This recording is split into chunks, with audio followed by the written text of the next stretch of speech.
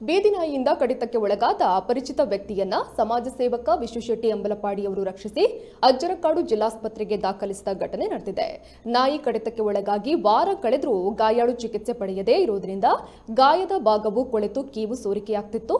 ಇನ್ನು ವಿಷಯ ತಿಳಿದು ಸ್ಥಳಕ್ಕೆ ಆಗಮಿಸಿದ ಸಮಾಜ ಸೇವಕ ವಿಶ್ವಶೆಟ್ಟಿ ಅಂಬಲಪಾಡಿಯವರು ವ್ಯಕ್ತಿಯನ್ನ ರಕ್ಷಿಸಿ ಅಜ್ಜರಕಾಡು ಜಿಲ್ಲಾಸ್ಪತ್ರೆಗೆ ದಾಖಲಿಸಿದ್ದಾರೆ.